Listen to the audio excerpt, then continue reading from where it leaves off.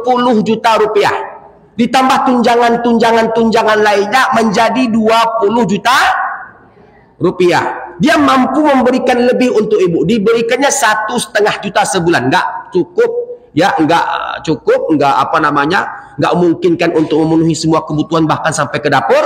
Nah, ibu ambil uang suami tanpa sepengetahuannya, tentunya sesuai dengan kebutuhan ibu, tentunya sesuai dengan keperluan ibu, ya. Tentunya nggak mungkin pula ibu ambil semuanya, Bu. Ini pencuri namanya nih, Bu. Berapa kurangnya, maka ambil, cukupi kebutuhan kita, maka ibu tidak bisa dikatakan sebagai seorang pencuri. Nggak berdosa, Bu. Ambil secukup. Tapi adab yang lebih baik, beritahu suami. Ustadz, kalau saya beritahu Ustadz, tak akan dikasih Ustadz. Boleh hukumnya, Bu.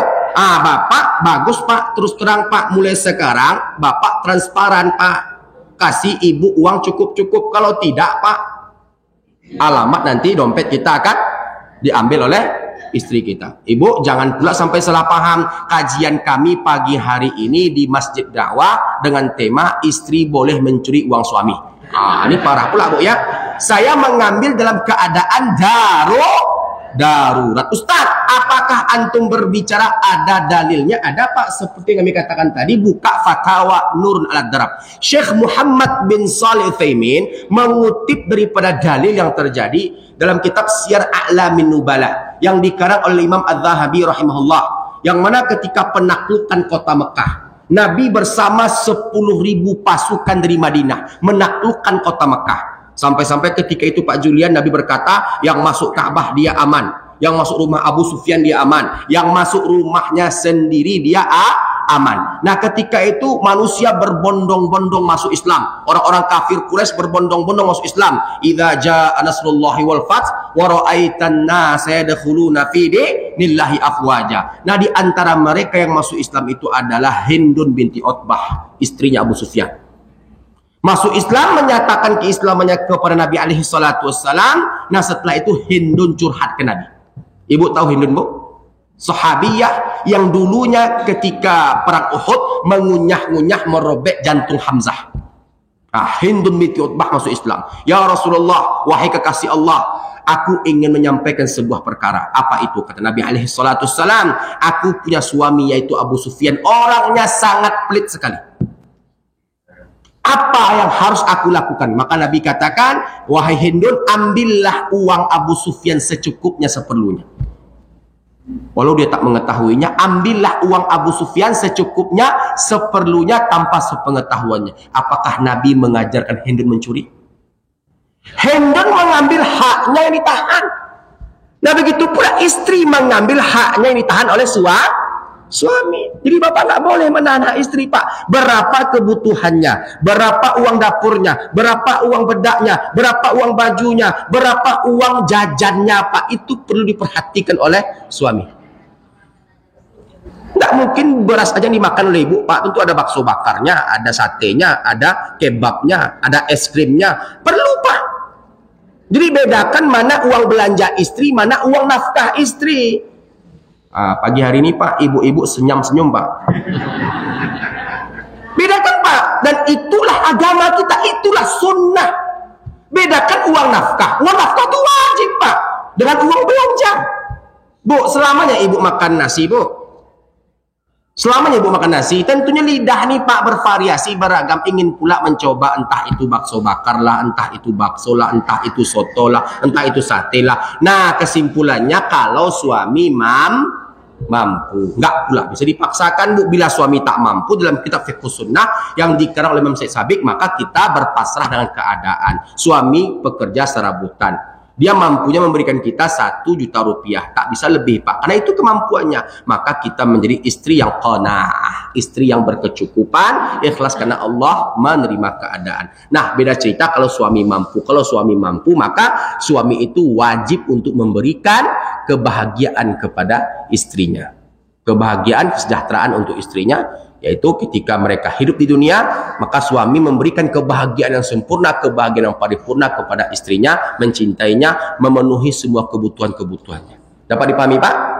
Dapat dimengerti, Bu? Baik, Kita masuk kepada hak anak lagi Bapak Ibu. Tadi kita berbicara hak orang tua, nah sekarang kita masuk kepada hak anak. Ya, kita masuk kepada hak anak, yang mana kalau kita mengambil hadis yang sahih yang diriwayatkan oleh Imam Abi Dawud, An-Nasai, Ibnu Hibban, bahkan hadis ini dihasankan oleh Al-Imam Al-Albani rahimahullah dalam silsilah As-Sahihah nomor 1240, yang mana Nabi alaihi salatu wassalam bersabda, fa'dilu baina auladikum, ya, berbuat adillah kalian kepada anak-anak kalian. Fa'dilu baina auladikum, berbuat adillah kalian dengan anak-anak kalian. Haram hukumnya Bu membeda-bedakan anak. Haram hukumnya. Tidak boleh membeda-bedakan anak. Nah, sekarang kita berbicara tentang hak anak. Tadi kita berbicara tentang hak orang tua, hak suami, hak istri. Nah, sekarang kita berbicara pada hak anak.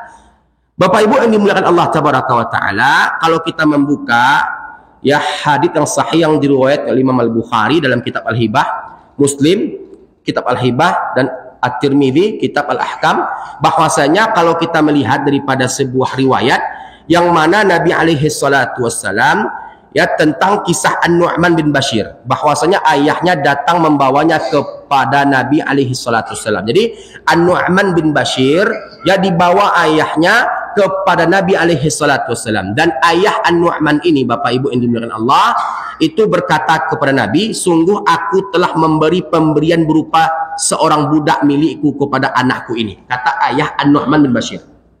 Jadi An-Nu'man bin Bashir ya bersama ayahnya mendatangi Nabi alaihi salatu wassalam.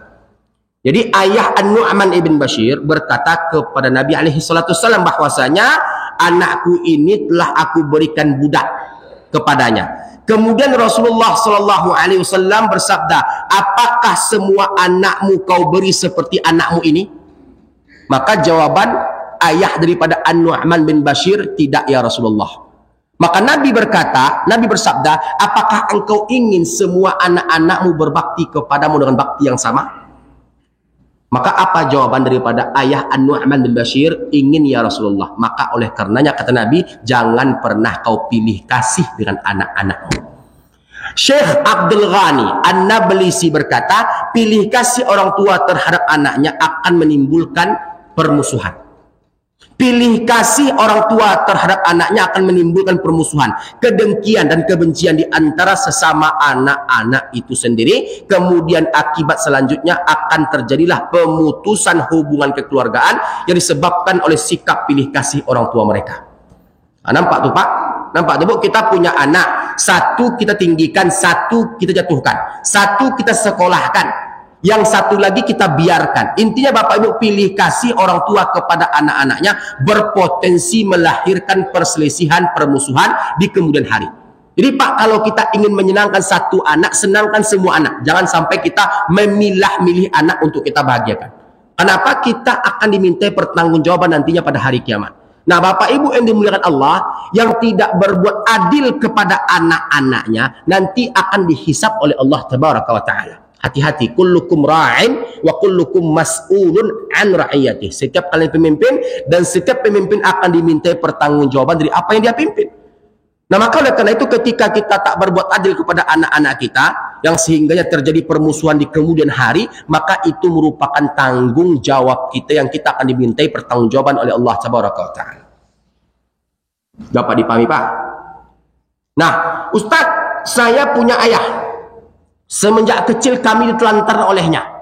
Semenjak kecil kami ditelantarkan olehnya. Yang sehingganya ketika saya besar, ketika saya sukses Ustadz, dia datang menumpang hidup kepada saya. Apa yang harus saya lakukan Ustadz? Maka kami katakan, walau orang tua, walau ayah, walau ibu, ketika kita kecil, kita tak dikasuhnya, kita tak dicintainya, kita tak disayang olehnya, haram bagimu wahai anak untuk membalas semua keburukan orang tua.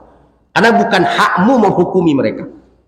Jadi Pak, sesalah-salah orang tua bukan wilayah anak untuk menghukum orang tuanya. Biarkan Allah Tabaraka wa Ta'ala memberikan hukuman kepada mereka. Dapat dipahami Pak? Dapat dipahami Bu? Jadi Bu, semarah-marah kita kepada orang tua, haram bagi anak untuk mengadili atau menghukumi orang tuanya. Karena itu bukan wilayah kita. Nah, begitulah. agama kita Pak mengajarkan arti sebuah keadilan. Jadi anak punya hak, orang tua punya hak, istri punya hak, suami punya hak. Semua punya hak. Semua atau masing-masing punya porsinya. Yang sehingganya apa? Kita tinggal meletakkan, menempatkan tepat pada tempatnya. Jadi nggak boleh Pak, bapak semarah apapun sama bapaknya bapak, ibu semarah apapun dengan ibunya ibu. Tidak boleh bapak ibu menaruh dendam kepada orang tua, dan kita haram hukumnya menghukumi atau mengadili kedua orang tua kita, apalagi sampai memaki-makinya. Biarkan dia dengan kesalahannya, biar Allah Ta'ala yang akan menegurnya. Saya ada kisah nih bapak ibu. Habis waktu kita Pak.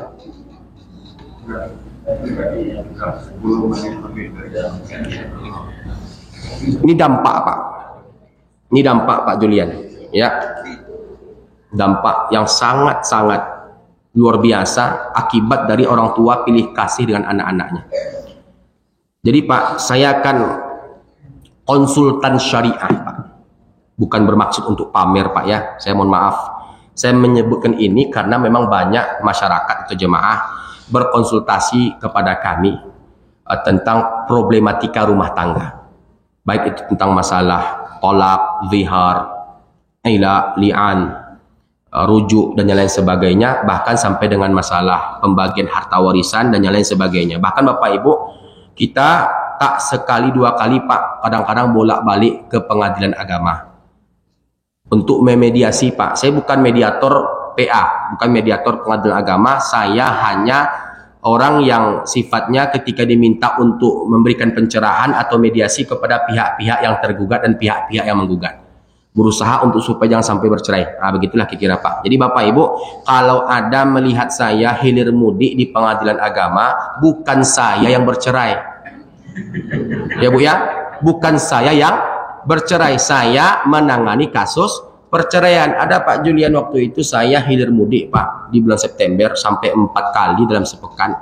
Lalu ada jemaah saya anggap mungkin beliau itu termasuk yang perhatian kepada kita.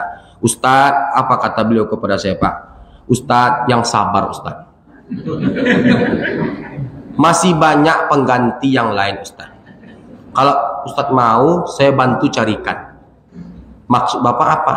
Ustadz, kami perhatikan sudah berbolak-balik ke PA selama sepekan ini. Dia kebetulan Bapak Ibu jualan di depan PA, jualan cendol Pak. Jemaah kami, jemaah Masjid Al-Mubashirin Parit Indah.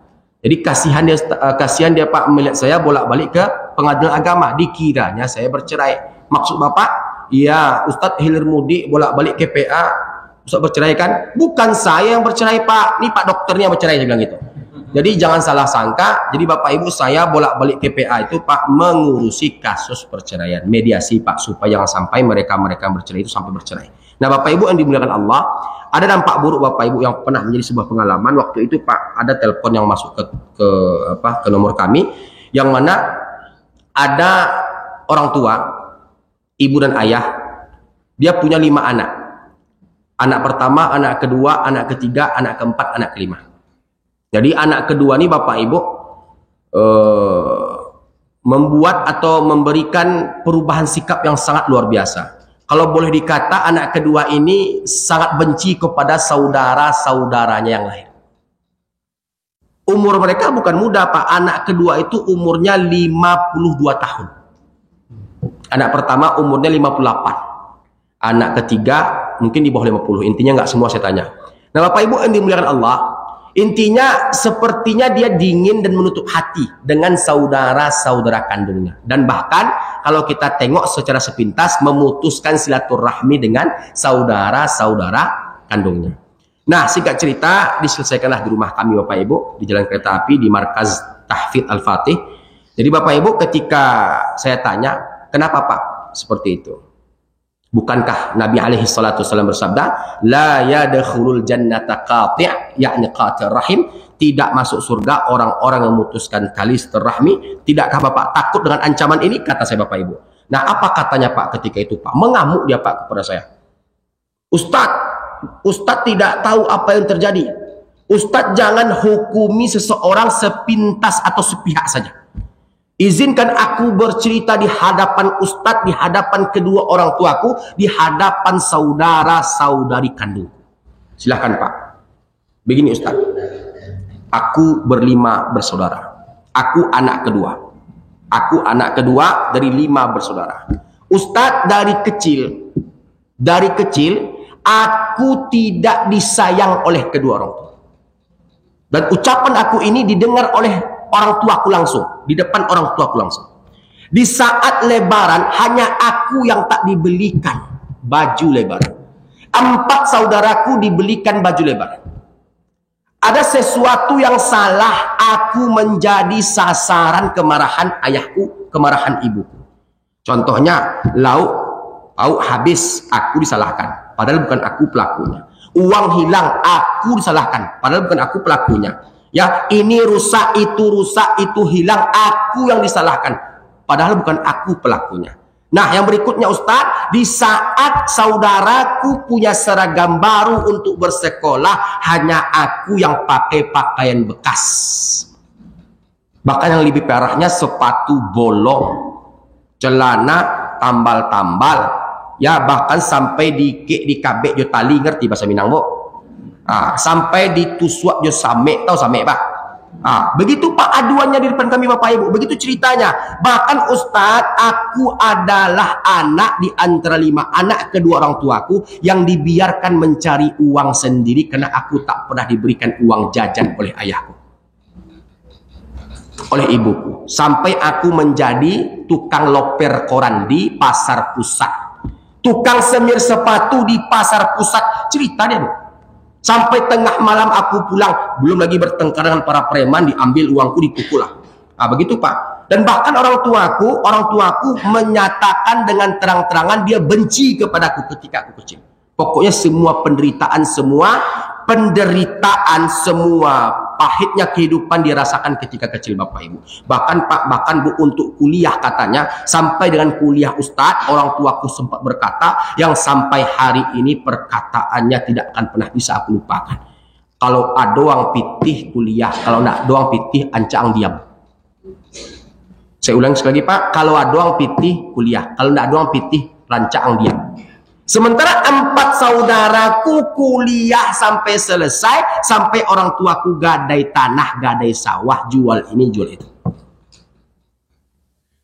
Kalau Ustadz nggak percaya, tanyakan langsung kepada orang tuaku Ustadz. Saya tanya ketika itu Pak, betul Pak, betul Bu, betul Ustadz. Entah kenapa waktu dia kecil, waktu dia seusia dini dan segala macamnya, di antara 5 bersaudara, dia anak yang paling kami salahkan, yang paling kami benci. Entah kenapa Ustadz, kami marah sama dia Ustadz, kami benci sama dia Ustadz, kami marah sama dia. Saya nggak tahu Bapak Ibu apa alasan yang paling konkretnya. Intinya yang disampaikan oleh orang tua itu adalah ketika anak kedua ini kecil Bapak Ibu, dia adalah anak yang paling tak disukai di antara anak-anak yang lain. Artinya apa? Membeda-bedakan anak, pilih kasih di antara anak-anak yang ada. Diakui Bapak Ibu, berarti si anak kedua tak berbohong dengan apa yang diceritakan. Kan begitu Pak. Kalau nggak ada orang tuanya Pak, mungkin kita berpikir itu hanya perasaan Bapak saja. Kan begitu Pak ya. Tapi orang tuanya membenarkan apa yang dia ceritakan dari A sampai Z. Singkat cerita, saya katakan kepada orang tua, kepada saudari kandungnya, inilah dampak daripada larangan Nabi SAW membeda-bedakan anak. Seperti ini jadinya. Seperti ini jadinya. Apa itu? Perseteruan, perselisihan antara saudara-saudari kandung. Belum lagi Bapak Ibu ya, ternyata 4 saudaranya ini Bapak Ibu ya, waktu dia kecil selalu membuat fitnah tentang dirinya. Yang sehingganya apa? Apa yang tak dia buat dituduhkan kepada dia, yang sehingganya ayahnya memukulnya, mengazabnya, bahkan sampai hampir membunuhnya Pak. Pernah waktu itu dikatakannya Pak, dan ayahnya membenarkan apa yang diceritakannya, dimasukkan dia ke karung Pak, dilemparkan ke batang ayah Pak. Untung ada tetangga yang menyelamatkannya Bapak Ibu, kalau nggak mati Pak. Nah begitu Pak ceritanya, dan ini nggak saya tambahkan, nggak saya kurangkan. Yang sehingganya Bapak Ibu yang dimuliakan Allah, sambil menangis si anak yang umur 52 tahun tadi berkata kepada saya, sambil menangis, saya tak dendam dengan saudara kandung saya Ustaz, saya tak dendam. Tapi luka yang begitu menganga, sulit untuk saya sembuhkan sampai hari ini. Ustadz, Kalaulah bukan perintah Allah, kalaulah bukan perintah Nabi alaihi salatu wasallam untuk berbakti kepada kedua orang tua, mungkin orang tua saya dan adik kakak saya sudah saya hapus dalam kamus kehidupan saya. Bapak Ibu, nyatanya faktanya di antara mereka bersaudara berlima, Pak, anak kedua yang teraniaya ketika kecil ini, Bapak Ibu, adalah ekonominya yang paling kuat. Allah tak tidur terhadap kezaliman. Di antara mereka berlima, anak yang nomor 2 tadi, Pak, yang bercerita tadi, Bapak Ibu, itu menjadi pengusaha. Sampai hari ini, Pak, kalau kita rupiahkan nilai usahanya itu, Pak, itu mencapai puluhan miliar rupiah. Dan bahkan di antara mereka berlima, cerita daripada anak kedua, Ustaz, saya kuliah sampai S3 ke Melbourne, Australia. Dengan biaya sendiri, dengan jerih payah sendiri. Bahkan Ustaz, di sana saya sampai menjadi tukang door smear, cuci mobil. Di Australia, Pak. Sampai S3, kuliah biaya sendiri, uang sendiri, tanpa bantuan dan tanpa support ataupun motivasi dari orang tua. Sementara Pak, 4 daripada saudaranya itu hanya sampai S1 saja. Nah, jadi Bapak Ibu, saya melihat adanya ketidakadilan ketika kecil melahirkan sebuah ketraumaan di hati anak kedua yang sehingganya perseteruan itu, Pak, tidak berhasil kami selesaikan pada hari itu.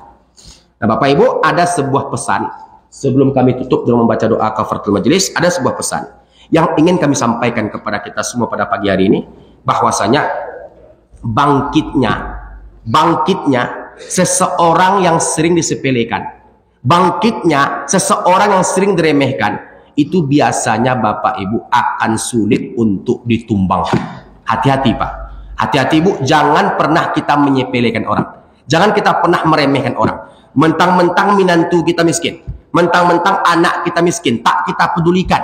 Menantu kaya datang ke rumah kita, kita sambut dengan masak-masak, kita hidangkan makanan enak. Ketika menantu yang susah ekonominya, kita khawatir dia pulang dan segala macamnya, kita fitnah, kita tuduh, kita sepelekan, kita pandang sebelah mata. Hati-hati Bapak Ibu, roda itu berputar. Bangkitnya seseorang yang sering disepelekan, bangkitnya seseorang yang sering diremehkan, itu biasanya Bapak Ibu, sebagaimana pengalaman yang ada, itu bangkit ketika mereka bangkit dari keterpurukan, dari penyepelean manusia tadi, Bapak Ibu, biasanya akan sulit untuk ditumbangkan. Anakmu miskin, anakmu kaya, dia tetap anakmu. Menantumu miskin, menantumu kaya, dia tetap menantumu. Jangan pernah kau beda-bedakan mereka dikarenakan harta mereka. Sayangi mereka, insya Allah mereka akan menyayangimu dunia akhirat sampai engkau tutup usia. Nah Bapak Ibu, sesuai dengan fakta yang berjalan, biasanya Pak, menantu yang paling dibenci, anak yang paling dibenci, itu yang kebanyakan mengurusi kotoranmu nanti ketika kau tak berdaya.